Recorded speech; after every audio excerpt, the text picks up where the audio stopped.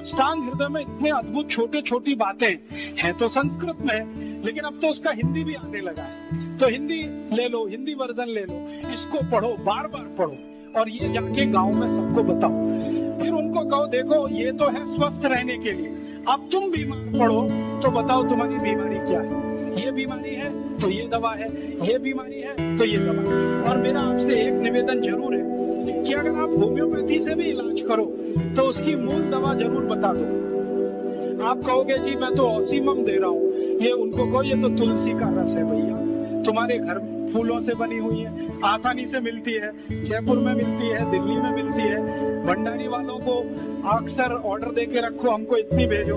उनको जो पता चल गया कि आप प्रचार के लिए कर रहे हो तो मुफ्त में भी दे देंगे आपको। तो इस तरह से आप गांव गांव जाओ, छोटे छोटे शिविर लगाओ, गांव वालों को इकट्ठा करो। गांव वाले बहुत दुखी हैं, शहर वाले भी दुखी हैं, वैसे तो वो दुखी हैं। इसका यही सबूत है कि रामदेव जी आए जयपुर में सवेरे 4 बजे तो सब लोग पहुंच जाते हैं वहां, पैसा भी देते हैं, समय भी देते हैं। और 4 बजे रामदेव जी का टांग ऊपर उठा लो तो उठा लेते हैं, क्या सिर नीचे कर दो तो कर लेते हैं, ऐसे कर लो तो कर लेते हैं। क्यों?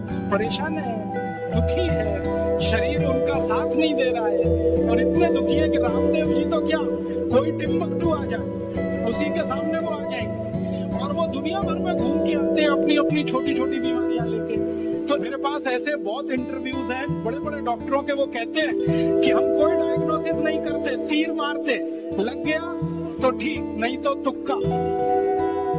और वो कहते हैं हम तो एक ही सिद्धांत पे काम करते हैं, trial and error, trial and error, देते जाओ गलतियां करते जाओ, देते जाओ गलती, भले मर जाए पेशेंट उसमें। हमारे पास तो कम से कम ये नहीं है ट्रायल एंड एरर वाला। हम तो जानते हैं कि तुलसी है तो उसके ये गुण हैं तो ये रिजल्ट आना ही चाहिए, मेथी है तो उसके ये गुण हैं तो ये रिजल्ट आना ही चाहिए।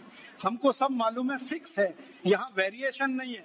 मेथी के जो रिजल्ट चरक ऋषि को मिले वो आज भी मिलते हैं, इसमें इतना सातत्य है, वेरिएशन कहीं भी नहीं है। तो जो विज्ञान में सातत्य होता है, सत्य ज्ञान वही होता है। तो हमारे पास जो सत्य ज्ञान है इसको लेकर आगे बढ़ें और इसके अपने जीवन में भी और दूसरों के जीवन में प्रयोग करने के लिए प्रेरित करें। छोटी छोटी कुछ बातें आप भी अपने जीवन में करो। ये एलोपैथी में से निकले हुए जो भी बाई प्रोडक्ट्स हैं ना, इनको जीवन में इस्तेमाल मत करो। जैसे टूथपेस्ट, ये तो भारत का नहीं है ना, ये तो एलोपैथी का है।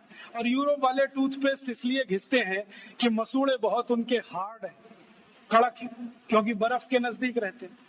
मसूड़े कड़क हैं तो ब्रश जो है ना प्लास्टिक का भी चलेगा, उसको घिसें तो ज्यादा तकलीफ नहीं आएगी।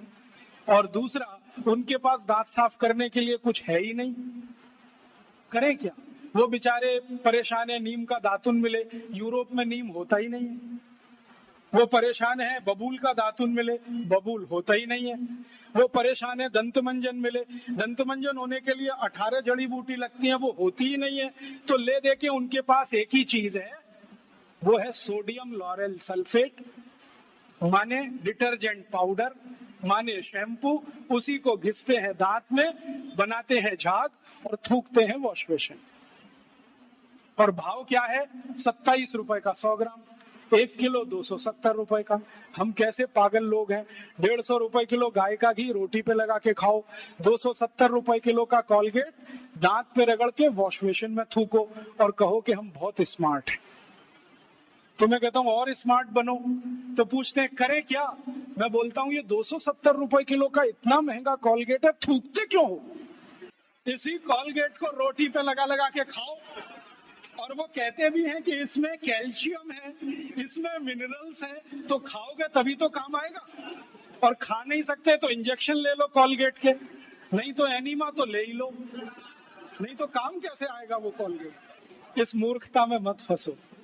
ये कॉलगेट, क्लोजअप, पेप्सोडेंट, सिबाका, फॉरेंस यूरोप की मजबूरी है, उनके यहाँ कुछ नहीं है। हमारे यहाँ पता है क्या है? आयुर्वेद में